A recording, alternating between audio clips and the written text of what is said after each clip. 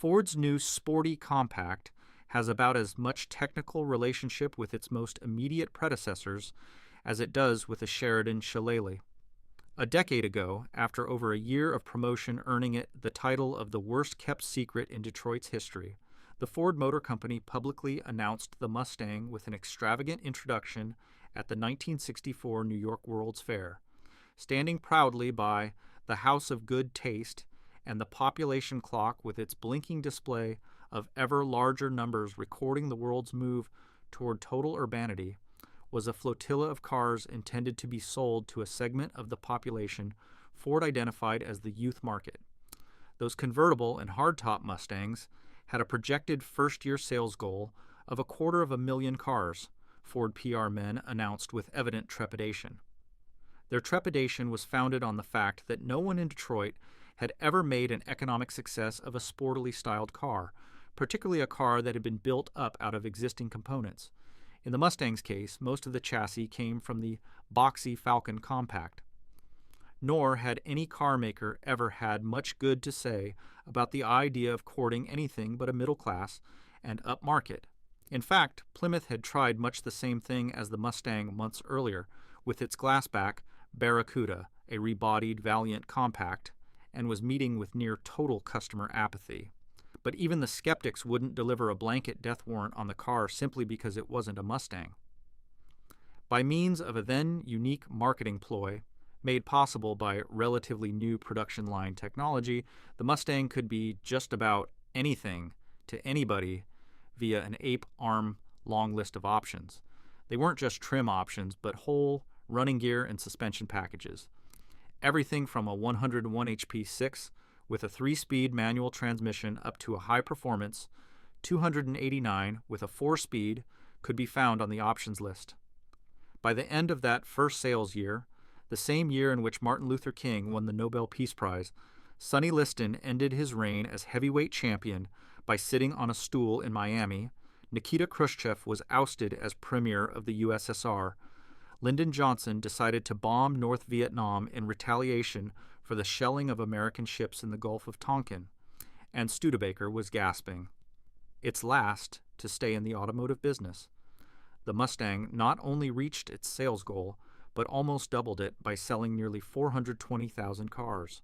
By the end of the year, a general manager at one GM division summed up the impact of the Mustang, and at the same time predicted what the next few years would bring, when he paraphrased Lincoln by saying, "You can sell a young car to a young man and a young car to an old man, but you can't sell an old car to anybody." He was right, and within 5 years, GM had created 2 Mustang-like models for its top-selling Chevrolet, Camaro, and Pontiac Firebird divisions. Chrysler did the same for Plymouth with a new Barracuda and Dodge with the Challenger, and even American Motors got into the act with its Javelin and AMX.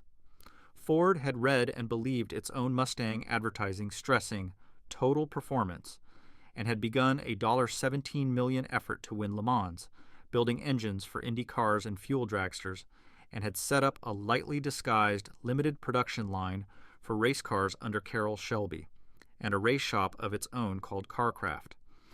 It was a time of wild automotive excitement and excesses that was easily able to withstand the first tentative forays of the safety crusaders, the ecology freaks, and even the government. The youth market not only financed the project, but seemed to transmit its exuberance back to the manufacturers in a sort of self-expanding, closed-loop system. A decade has passed, however, and in those 10 years, many of the newsmakers of 1964 have died. The Mustang now joins that list. In the end, the combined assault of rising insurance rates, inflation, safety and emission standards, the threat of an energy crisis, and a market glut of Mustang-like cars have effectively put a bullet into the Mustang's head. Yet had Ford remained true to the original Mustang concept, a reasonably priced, reasonably sized 2+2 vehicle that could be interpreted on an international scale as a very much Americanized GT car, the Mustang might still be alive and healthy. Instead, in its most recent editions, the Mustang had become little more than an intermediate sedan styled in the most impractical, close to outrageously unusable manner. So now Ford is starting over with the Mustang II. a car totally different from the Mustang in terms of hardware, but identical in concept. A sporty car aimed at the youth market, but based on a smaller scale than even the original Mustang in order to meet contemporary realities. In size, the Mustang II is almost dainty in comparison to what has been wearing that nameplate of late. It's definitely not a mutant intermediate, but a true sporty subcompact. Its visual relationship with the Pinto is unmistakable, which is, for all intents and purposes, Ford's current equivalent to the Falcon.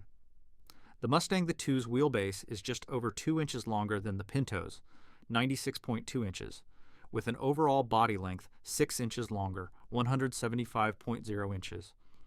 What, in fact, the new Mustang gives the impression of being is a domestically built version of Ford's sister division's Mercury Capri. That the Capri has become the second largest selling import in the U.S. can hardly be taken as a coincidence either. Underneath the sheet metal, the Mustang II bears less shared relationship with the Pinto than its appearance indicates.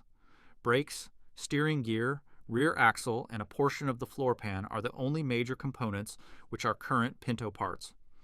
The Mustang II's base engine is a new 2.3-liter, 140.5 cubic inch, overhead cam 4, built here in the U.S., using metric measurements throughout.